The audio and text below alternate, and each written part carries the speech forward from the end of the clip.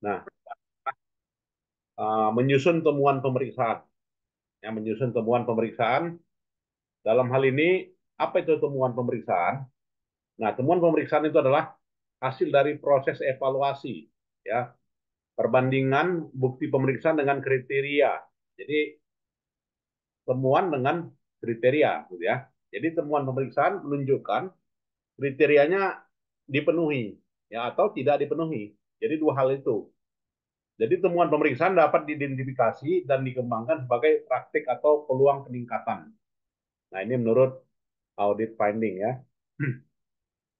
Jadi perbandingan antara kriteria dengan kriteria dengan temuan ya.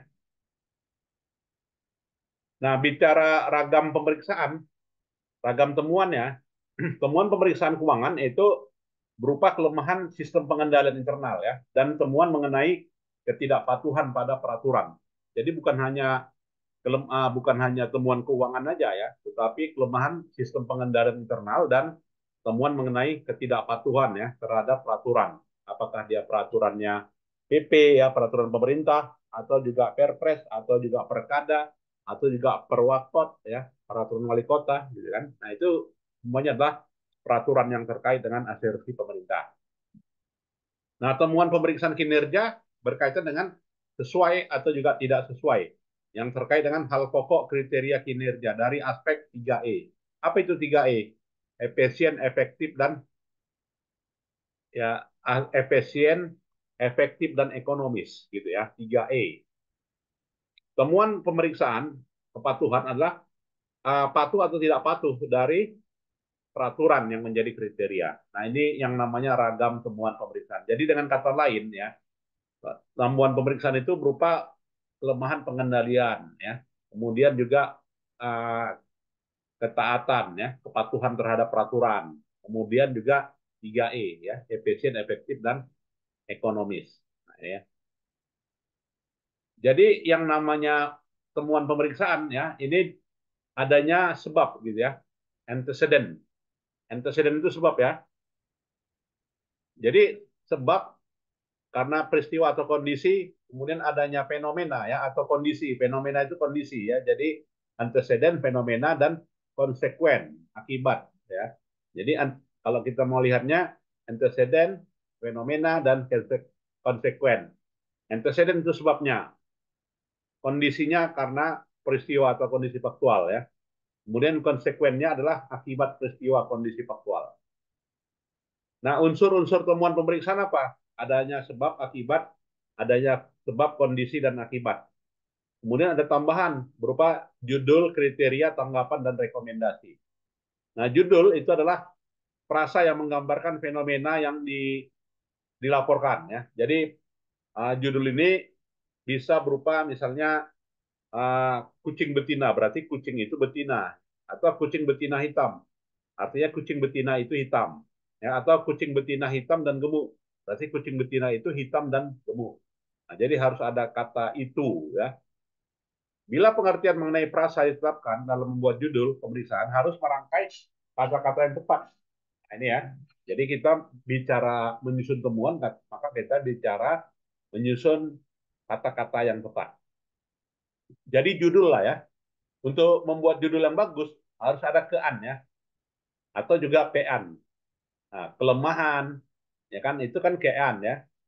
Pean ketidakakuratan, ya kekurangan, ketidaklengkapan, keterlambatan. Nah, jadi ada kriteria kean dan pean ya.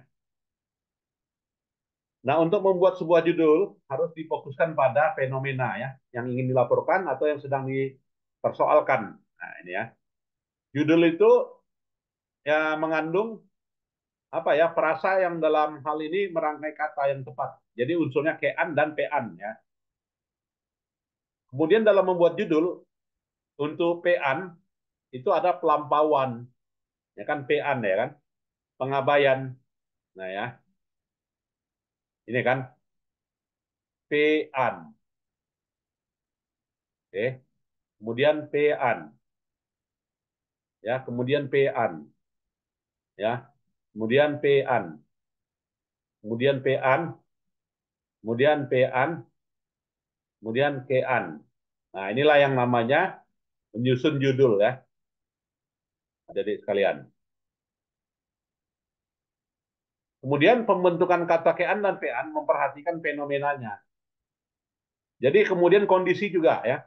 Kondisi ini fenomena yang ingin dilaporkan, itulah namanya kondisi.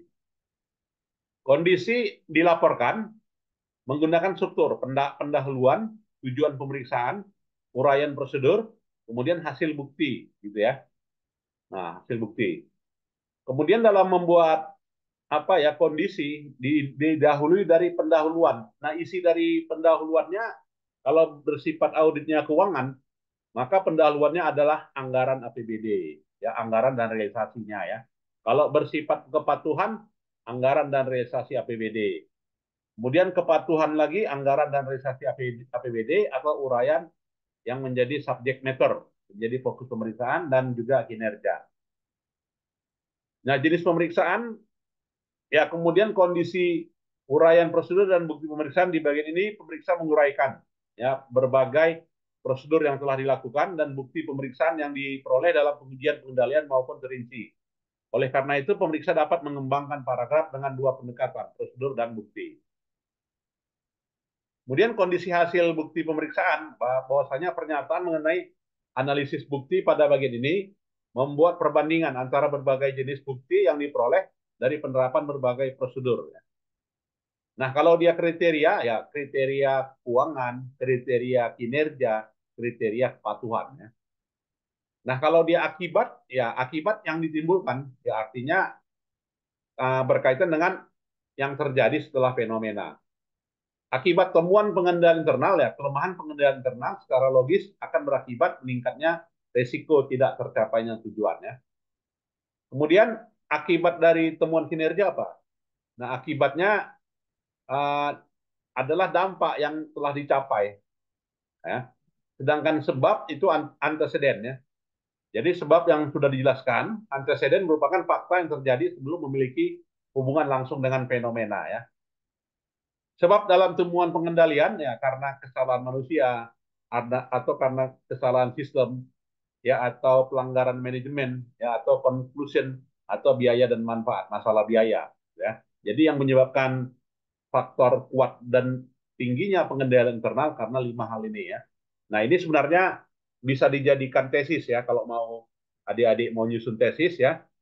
Apa sebab lemahnya pengendalian sehingga ditemukan banyak apa ya penyimpangan ya karena human error, karena sistem breakdown, karena manajemen override ya atau juga karena collision atau juga karena cost and benefit.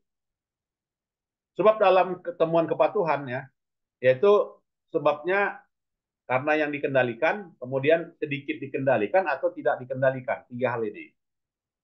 Nah, contoh sebab dalam temuan kepatuhan yang dapat dikendalikan apa? Karena kelalaian. Nah, karena dia kelalaian, maka uh, harus dibuat pengendalian yang menyebabkan tidak lalai. Atau sedikit dapat dikendalikan. Ya, karena kebijakan pemerintah, ya. Pemerintah pusat itu sedikit yang bisa dikendalikan.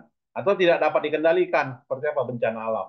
Nah, jadi ini sebabnya nah, temuan terhadap patuh atau tidak patuh gitu ya. Nah, sebab dalam temuan kinerja, apabila tujuan pemeriksaan menjelaskan mengapa terjadi sebab dan baik, maka alasan kinerja yang buruk disebut dengan sebab ya. Apabila tujuan pemeriksaan ini memperkirakan pengaruh program terhadap perubahan fisik, sosial, dan ekonomi, maka pemeriksa harus mencari bukti seberapa jauh program menjadi penyebab perubahan ya. Kemudian tanggapan. Tanggapan di sini pemeriksa memperoleh tanggapan tertulis ya dari siapa? Dari yang bertanggung jawab. Rekomendasi yaitu saran pemeriksa berdasarkan hasil pemeriksaannya ya yang ditujukan kepada orang atau badannya. Nah, inilah alur logisnya. Jadi penyusunan temuan pemeriksaan itu karena adanya kondisi atau juga adanya kriteria, karena adanya kondisi dan kriteria maka penyebabnya, maka dampak akibatnya ada ya. Klasifikasi temuan pemeriksaan. Nah, ini temuan dengan permasalahan yang sama disajikan dengan cara yang sama dan disajikan dalam paragraf kondisi ya. Ya, kemudian klasifikasi temuan pemeriksaan, ya karena adanya uh, temuan pemeriksaan karena dipengelompokan jenis temuan dan juga subkelompok ya. Nah, kemudian kita lihat bagaimana memahami gambaran umum laporan hasil pemeriksaan. Nah, untuk memahami gambaran umum laporan pemeriksaan, nah BPK sebagai organisasi pemeriksa memiliki produk laporan hasil pemeriksaan sebagai bentuk tanggung jawab penugasan ya. Jadi yang dinyatakan dalam SPKN ya. Kemudian beberapa hal yang diperhatikan oleh pemeriksa sebagai penyusun laporan adalah kedudukan tim dalam penyusunan laporan, ya, kemudian laporan pemeriksaan, kemudian standar pelaporan dan juga fungsi laporan. Ya, kemudian kedudukan tim dalam penyusun laporan adalah anggota tim punya peranan, kemudian anggota tim punya penyusunan konsep, kemudian juga terlibat dalam proses penyusunan temuan. Ya. Dan dalam laporan pemeriksaan merupakan proses penyusunan laporan berdasarkan hasil analisa ya. Standar pelaporan, nah ini ya, untuk membuat standar laporan yang dalam hal ini merupakan ketentuan ya, yang diatur dalam PSP 300, tepat waktu, lengkap, akurat, objektif, meyakinkan, jelas ya, ringkas. Nah, inilah kriterianya. Jadi ada 7 ya. Jadi laporan hasil pemeriksaan itu isinya isinya adalah pernyataan bahwa pemeriksaan dilakukan sesuai dengan standar, ada tujuan, ada kesimpulan, ada temuan, ada rekomendasi, ada tanggapan pihak yang bertanggung jawab, dan ada penanda tangan laporannya. Standar pelaporan ya bersifat rahasia ya. Ya artinya pertimbangan pemeriksa mengenai tidak diungkapkannya informasi tertentu harus mengacu pada peraturannya.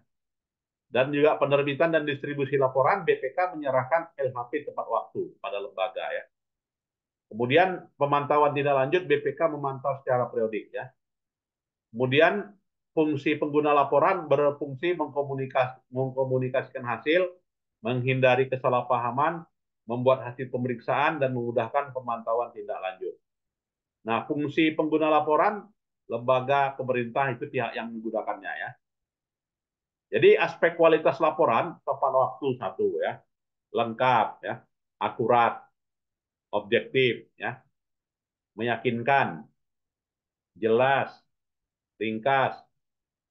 Ya, jenis-jenis laporan hasil pemeriksaan BPK ya meliputi laporan kinerja, laporan keuangan, dan laporan tindak PDTT, temuan khusus tindak lanjut ya. Nah, proses pelaporan ya, tahapan pelaporan itu mulai nyusun LHP, mengisi dan mereview konsep LHP, ya menganalisa review konsep LHP, memperoleh tanggapan, membahas dan menerbitkan LHP.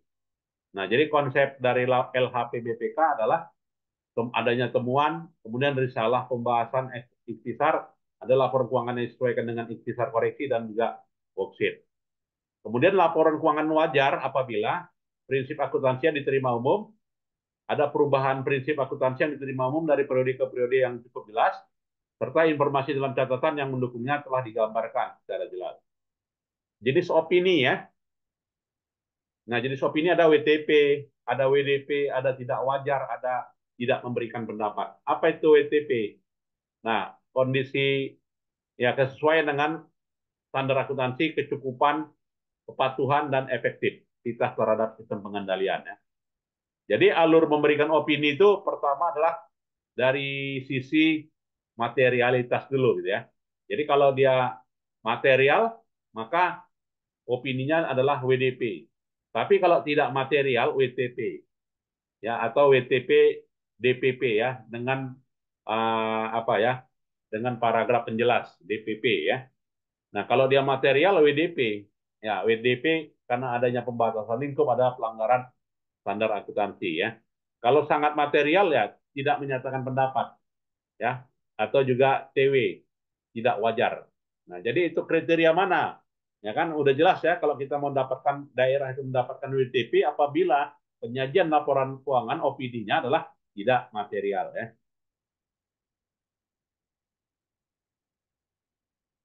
Ya, kemudian Tiga tingkatan materialitas, nilainya material, nilai tidak material, nilainya material tapi tidak mempengaruhi keseluruhan penyajian laporan keuangan, dan nilainya material sehingga kewajarannya dipertanyakan. Nah, apa menyebabkan adanya keterbatasan lingkup? Nah, terjadinya keterbatasan lingkup karena terdapat pembatasan lingkup, pembatasan material, adalah prosedur alternatif, ada pembahasan menyeluruh terhadap laporan keuangan, dan opini tidak menyatakan pendapat ya.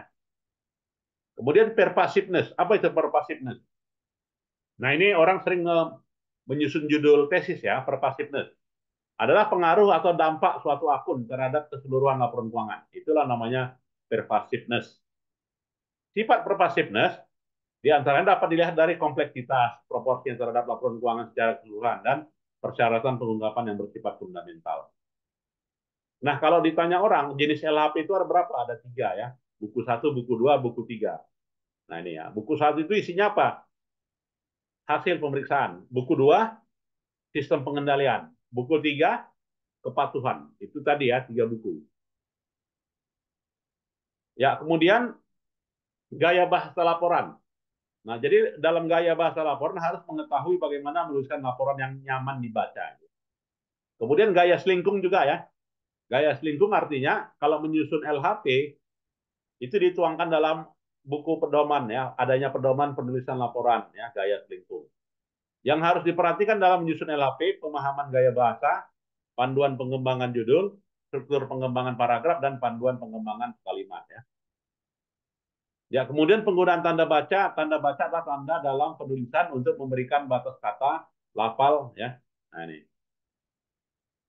Oke. Nah, itu saja lah ya. Silakan ada yang mau menanggapi terkait dengan LHP ini, laporan hasil pemeriksaan. Memang ini apa ya? Uh, pekerjaannya pemeriksa ya, BPK ya. Nah, itu. Silakan adik-adik sekalian ada yang mau kita tanggapi? Cukup jelas? Ya, cukup jelas ya. Baik, nanti rekamannya saya share dan saya berikan linknya ya. Selamat malam. Assalamualaikum warahmatullahi wabarakatuh. Terima kasih, Prof. Terima kasih, Prof.